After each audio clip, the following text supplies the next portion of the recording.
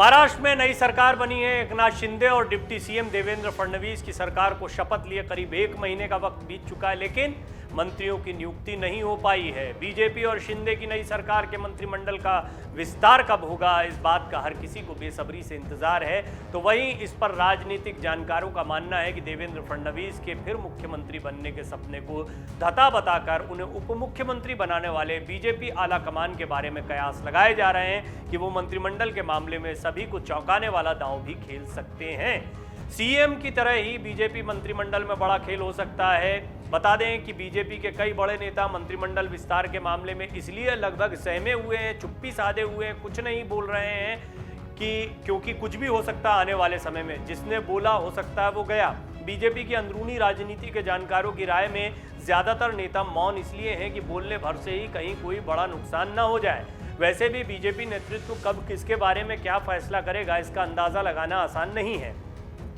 महाराष्ट्र में उद्धव ठाकरे का तख्ता पलटकर एकनाथ शिंदे को मुख्यमंत्री बने 3 हफ्ते से ज्यादा का वक्त बीत गया है, लेकिन मंत्रिमंडल विस्तार नहीं हो पाया है। ऐसे में अटकलों का बाजार गर्म है। माना जा रहा है कि बीजेपी इस मामले में कई एंगल्स देख रही है, जिसमें सबसे अहम है नए और युवा नेताओं को मौका देकर अगली बार फिर से बहुमत से सत्ता में आने के लिए शिवसेना को कमजोर करना। तो वहीं दूसरा कारण बहुत संभव ये है कि नई सरकार के मंत्रिमंडल में वो कई चेहरे हों ही नहीं जो बहुत संभव माने जा रहे हैं, या माना ही जा रहा है कि जिन्हें मंत्रिमंडल में कोई जगह मिल ही जाएगी।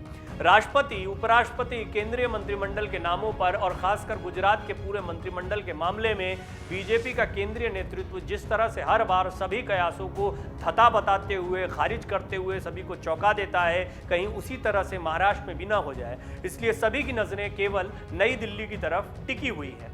ये सार्वजनिक मान्यता है कि बीजेपी आलाकमान के दबदबे और पार्टी पर पकड़ को देखते हुए बीजेपी का कोई भी नेता किसी भी मामले में अपनी मार्केटिंग करने से पहले 1000 बार सोचता है। इसी कारण प्रदेश बीजेपी अध्यक्ष मराठा नेता चंद्रकांत पाटिल, बीजेपी में मुंबई के सबसे दमदार नेता आशीष शेल्लार, विदर्भ के वरिष्ठ नेता सुधीर मुनगंटीवार, उत्तर महाराष्ट्र के गिरीश महाजन और ऐसे ही कुछ वरिष्ठ नेताओं को मंत्रिमंडल में जिम्मेदारी दिए जाने की चर्चाएं भले ही चलती रही हैं, लेकिन किसी ने भी सरकार में शामिल होने की अपनी संभावना पर ना तो कोई लॉबिंग की और ना ही कोई टिप्पणी की है।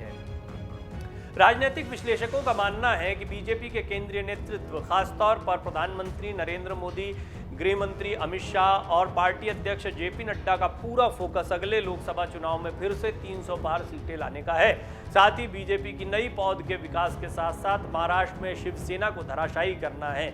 फिर कुछ मामलों में उनके पैटर्न को देखें, जो हो एक बार हो वो हर बार हो, ऐसा नहीं होता है कि तर्ज पर बीजेपी का केंद्रीय नेतृत्व चलता रहा है। इसलिए कोई जरूरी नहीं है कि बीजेपी आलाकमान महाराष्ट्र में भी पूरे मंत्रिमंडल में ही ज्यादातर नए चेहरों को जगह देकर सभी बड़े और ताकतवर नेताओं को पार्टी की मजबूती बढ़ाने और अगला चुनाव लड़ने के काम में लगा दे। ऐसा बहुत मुमकिन इसलिए नहीं है क्योंकि गुजरात में अमित शाह, प्रधानमंत्री मोदी की पकड़ अलग किस्म की है, महाराष्ट्र की राजनीति अलग किस्म की है। गुजरात मॉडल क्या महाराष्ट्र में लागू होगा, इस बात के चर्चे तो बहुत हैं, लेकिन ये मुमकिन जरा कम दिखता है। ऐसे में महाराष्ट्र भाजपा के दिग्गज चुप्पी साधना ही बेहतर मानकर मीडिया के मंत्रिमंडल विस्तार के सवालों पर केवल यही कहते हैं कि पार्टी का निर्णय सर्वोपरि है। ये बात सही भी है क्योंकि देवेंद्र फडणवीस उप मुख्यमंत्री नहीं बनना चाहते थे, लेकिन वो उप मुख्यमंत्री की कुर्सी पर बैठे हुए हैं और इसकी वजह है कि केंद्रीय नेतृत्व ने उनसे ऐसा करने को कहा है।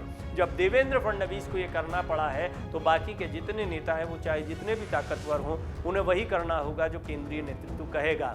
केंद्रीय नेतृत्व की सोच बहुत स्पष्ट है। महाराष्ट्र में अभी बदले हुए सियासी समीकरण या सरकार बनाना उतनी महत्व की चीज नहीं दिखाई पड़ती जितने आगामी विधानसभा और उसके बाद लोकसभा चुनाव दिखाई पड़ते हैं। दरअसल बीजेपी की पूरी रणनीति इस वक्त देश भर में अलग अलग जगहों पर 2024 की तैयारी करना है, चाहे वो उत्तर प्रदेश हो, पश्चिम बंगाल हो, महाराष्ट्र, ऐसे तमाम बड़े राज्य, या गुजरात जिस यहाँ पर पहले विधानसभा चुनाव है और फिर लोकसभा चुनाव के नतीजे भी विधानसभा नतीजों से तय होते हैं, समाना जाता है राजनीतिक विश्लेषकों द्वारा। तो कुल मिलाकर बीजेपी का पूरा फोकस इस बात पर है कि महाराष्ट्र से अब कोई गलत मैसेज ना जाए। सबसे बड़ी बात, सरकार बनाई है, सरकार बनी रहे। सरकार बनी रहे के लिए शिंदे गुट के तमाम विधायकों को भी खुश रखना जरूरी है, अपनी पार्टी के कार्यकर्ताओं और नेताओं को खुश रखना भी जरूरी है। शिवसेना में फूट की बड़ी वजह क्या थी? आला कमान से नाराजगी थी। और महाराष्ट्र की राजनीति ऐसी है कि यहाँ पर सरकार बनाने के लिए कौन कब किसके साथ चला जाए कहा नहीं जा सकता है। बीजेपी इस बात को लेकर भी सतर्क है। बहरहाल अभी जितने भी बड़े नेता हैं वो जानते हैं बीजेपी का दौर चल रहा है, पार्टी मजबूत है, पार्टी की मजबूती के लिए जरूरी है केंद्रीय नेतृत्व जो कहे वो मानना है, इसीलिए सभी मौन हैं। डाउनलोड करें अमर उजाला ऐप और पाएं खबरें लगातार।